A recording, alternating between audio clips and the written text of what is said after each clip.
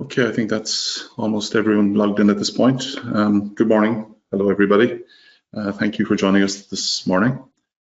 Today's webinar will be focusing on user-defined function blocks for advanced ladder with tag editing, part of Cscape 9.9 Service Pack 3. Throughout the session, please use the question window in the webinar control panel to ask any questions you have, and we'll answer them live directly after the session. Hi, today we'll be doing an introduction of user-defined function blocks for our tag-based advanced ladder logic. Okay, so let's take a quick look at our agenda for today's tutorial. We'll start by looking at what user-defined function blocks are. There will be lots of demonstration time today. We'll show you how to use, create, debug, and nest UDFBs. We will cover the capabilities within Cscape for UDFBs, and we will finish by doing a live questions and answer session. Let's start by answering the question, what are user-defined function blocks? As the name implies, these are function blocks that are created by users. It is a very efficient way of creating reusable code and is supported in both IEC 6.11.31 logic and tag-based advanced ladder logic. UDFBs are comprised of standard instructions, and one of their key features is that they are instantiated, meaning they allow for multiple instances of themselves that can be scattered across your code to be ran all at once. So, how does a UDFB compare to a subroutine? Subroutines are called using the call instruction. It can be called from anywhere in the program, but it's always calling the same section of code with the same variables. UDFBs, however, can be placed directly in the main logic block. Subroutines can have a single instance, where a UDFB can have multiple. And finally, subroutines have a single set of variables, where a UDFB can have a set of variables for each of its unique instances, which is probably the biggest difference between it and a subroutine. So now I'm going to go through the process of using a UDFB.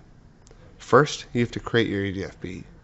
Next, you have to place an instance of that function block in your logic somewhere, and debug it to ensure you don't replicate buggy logic. Once the logic is well proven, through debugging, you can proliferate that code for additional instances in the same project, or maybe even in your next project, by saving it and recalling it later. The process of creating a UDFB is made up of 5 steps: naming it, assigning input variables, assigning output variables, assigning private variables, and creating a logic. During the creation of your logic, if you find you need to assign additional variables, you can do so, as this is an iterative process. So now we're going to go through a simple example of a user-defined function block, which calculates the volume of liquid in a vertically oriented cylindrical tank. For this example, our input variables are tank diameter and fill height of the liquid in linear units. We don't have any private variables, but our output variable is going to be volume of liquid in cubic units. To accomplish this, our function block needs to consider the formula that volume is pi times radius squared by the height of the liquid. So now we're going to Cscape to take a look at how we're going to define this particular liquid volume user-defined function block. Before you start, make sure that you have tag-based advanced ladder logic selected when creating a program. To begin, go to the top left of your screen to UDFB modules. Right-click and select New Enhanced Logic Block and give it the name lic_vol, short for liquid volume, which is how I'm going to reference it for the rest of this tutorial.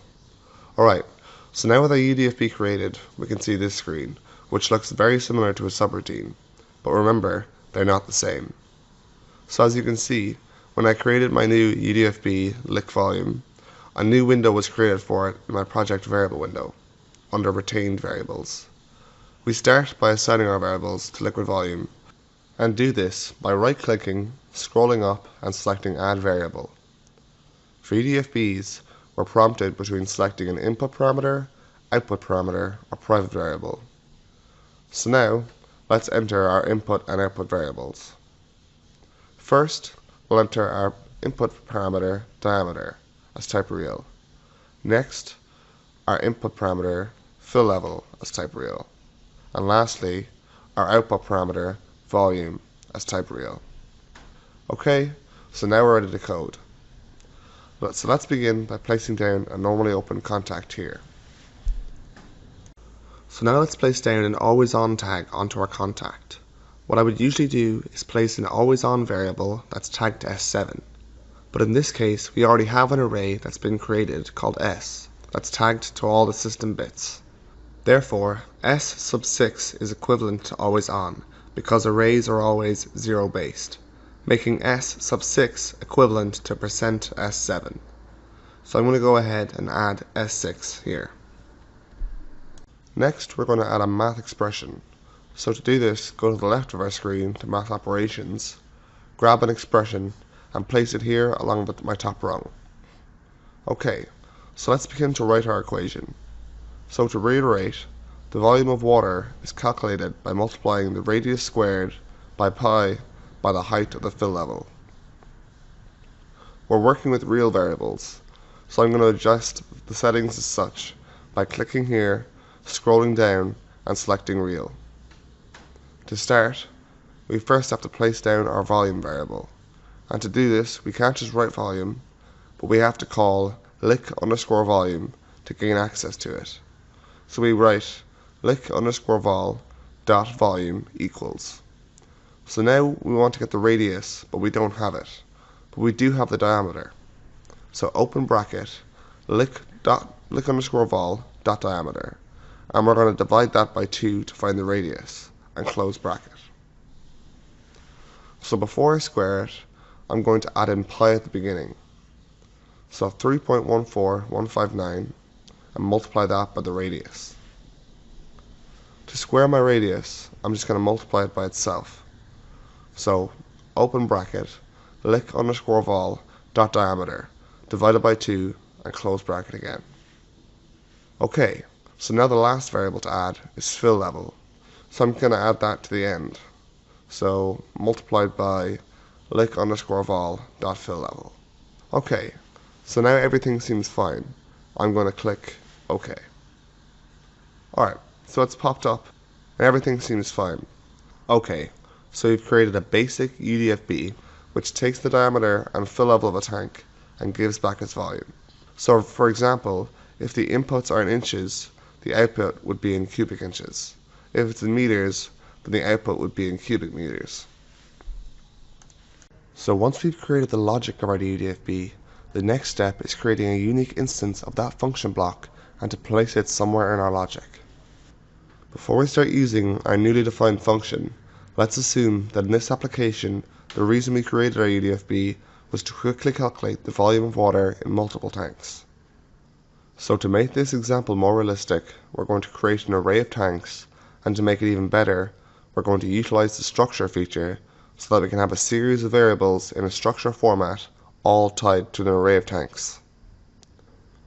So I'm going to start by creating a structure, and to do this I go to Retained Variables, right click, scroll up and select Add Structure. So now that it's created, we're going to rename it. So right click, scroll up and select Rename Structure, and we're going to call it Tank. So now we're going to add some variables to our structure. So we'll add diameter, fill level, and volume. These variables are not required to have the same names as in the UDFB, but I'm naming them as such for clarity. So now we just add our last variables, fill level and volume. I also have to make sure that they're all type real, so let's do that. Just to demonstrate that all the variables within tank don't have to be used, I'm going to create a new variable, height, which displays the height of the tank itself with type real. So now we're going to create a variable that utilizes the structure tank. So go to Retain Variables, right click, scroll up and select Add Variable, which I'm going to rename to Water Tank. Then for the type, I double click, scroll down the list and select Tank. So now, in this example, we're going to say that I have 16 water tanks, and to show this I'm going to dimension water tank to 16. So now I have water tank 0 to water tank 15, which all follow the structure with diameter, fill level, volume and height. Now we're going to utilize our UDFB to calculate the volume for some of these water tanks. So I'm in my main area for my logic, and I have an always on tag F6 down on the top row. If you look under the project toolbox, I have a category called UDFB, and if I expand that, I can see my liquid volume UDFB that I created. So now I'm going to select that UDFB and place it down on my top row. One of the unique powers of UDFBs is the ability to have multiple instances of the same UDFB. So we have to name this instance, and we're going to call it water_tank1. So now that we've created our new unique instance of water tank 1, we see that we have a pop-up that has all of our predefined input and output specifications. To start, we have to select our diameter, and we do this by clicking our arrow here to pull up a list of our variables. We now see our water tank array, and if we click it, it displays each item in the array. So now we're going to select the diameter in water tank sub-0. We can now repeat this process to get the other variables from water tank sub-0. We're doing the same for fill level and volume. Now that we've created the calculation for the volume of our water tank in water tank sub-0, we can repeat the process for the rest of the water tanks. So I'm going to drop down a normally open contact, name it S6 for always on, and next I'm going to drop my liquid volume UDFB, and we have to give it a new instance name, which we're going to do and call it water tank 2. So now I'm going to fill in my parameters. So for diameter, water tank sub-1 diameter, and fill level, water tank sub-1 fill level, and volume, water tank sub-1 volume. So that's how you utilize multiple instances of this simple UDFB, although you could use this same procedure for something much more complex. We've now created our function block and applied multiple instances of it, but before we use it in too many places, we first have to debug it. When we debug, we only want a single instance to be enabled, as this makes troubleshooting much easier. Okay, so now let's take a look at our debug process.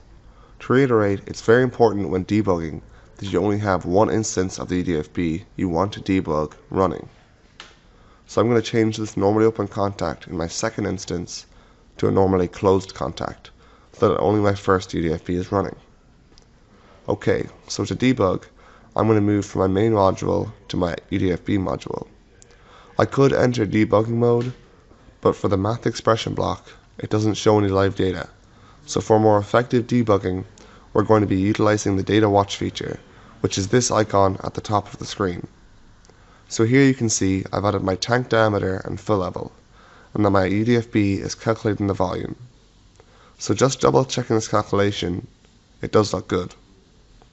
So now we're going to change the fill level and see if our volume changes. So we double click on fill level and we're going to change 2.5 to 2. And as you can see, our volume has changed accordingly. Okay, so now we've successfully debugged our UDFB with only one instance of it running.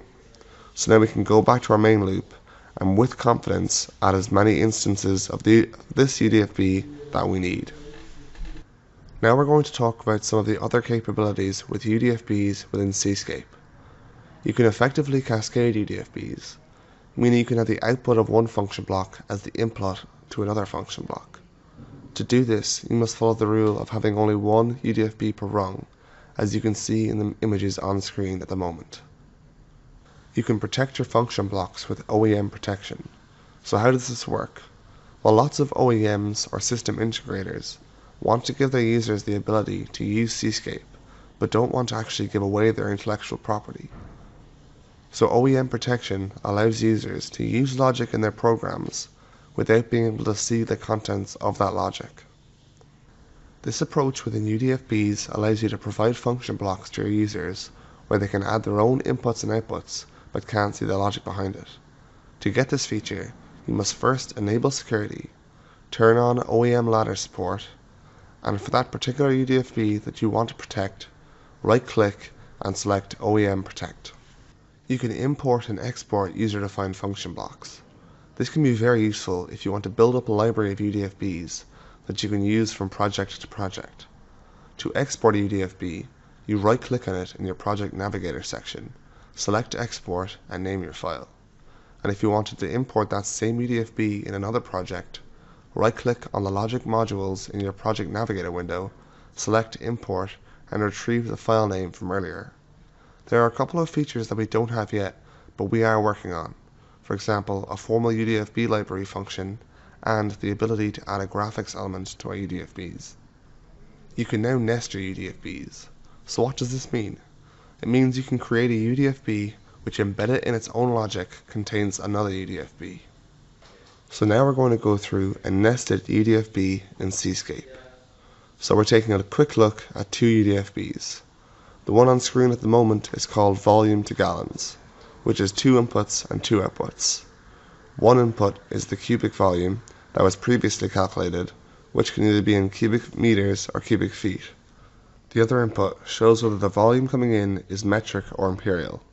So if the Boolean value is 1, the volume is in cubic meters, and if it's 0, the volume is in cubic feet. Next, it's going to calculate two outputs, volume in number of gallons and number of liters. So if the input is imperial, it's going to convert from cubic feet to gallons and liters. And if the input is metric, then it's going to convert from cubic meters to gallons and liters. Okay, so now we're going to take a look at the other UDFB we created, called cylinder volume. This function takes the linear dimensions of the tank along with the fill level of the liquid, and it calculates the volume of liquid in either cubic meters or cubic feet. It would also be useful to find the volume in gallons and liters, and to do this, we've embedded our previous UDFB inside it. This is displaying our nested capability, and to be sure that it works, we have to be certain that our inputs and outputs from this embedded function are passed through. To do this, we're going to take a look at the details of our embedded function, cylinder volume, and verify that the metric flag and volume total is passed through, and that there's a path for gallons and liters to pass outward. So, if we take a look at our cylinder volume function, we can see that our metric flag and volume total have been passed through, and that there's a path for gallons and liters to pass out. So that's how you nest one UDFB inside another. Okay, so now for some questions. The first one here is, can structures be used or created outside of UDFBs? Yes, structures are independent features. As you may have seen in Cscape 9.9 SP3, we have predefined structures available for PID and the timers, 16 and 32-bit. Why do we need to create a variable of the UDFB? Okay, when the UDFB is created, it's just a function block, and you'll see it as part of the project toolbox. So it's the same as everything else, like compares and move blocks, etc. Can UDFB created in advanced ladder with tags be used in an IEC program and vice versa? No, they cannot. The file structure is different, so you can't mix and match them. Now, the file names, when exported from advanced ladder with tags, are .cpu files. From IEC, they're Cscape 5 files, so you won't have any confusion there. Is there a limit to the number of UDFBs allowed in a single program? It's just limited by the controller logic memory. There's no physical number. Can all variable types be used as inputs to UDFB comms? Yes, all inputs can all variable types rather, can certainly be used. You need to be careful that, particularly with something like comms, that you don't have multiple instances of a COM port open, because that would upset your program, or it may do. Is there an available UDFB library? No, not as yet, but as described in the presentation there, it's reasonably straightforward to create your user-defined function block and export it and create your library that way. It may be something we look into in the future to add those as a folder as part of Cscape. Can you share the example program used in the demonstration? Yes, I believe so. A recording of this presentation will be up on our website, available to download like tomorrow, I would expect, and we can also make the Cscape program file available as a resource. Again, can we get an email video of today's webinar? Yes, we will provide a link as a follow-up, and you'll be able to download it from the website. I think that's all of the questions we have today. After today's webinar, there'll be a short survey that we would appreciate you would take. It's just 5 or 6 questions, mostly multiple choice, to give us some feedback, for doing things right or what else you would like us to do. So we'd appreciate you completing that after this event. And don't forget, lots of you are registered already for our MQTT protocol webinar on Thursday next at the same time. Just a reminder to be there for that. So thank you all for your time today, and we will talk to you again on Thursday.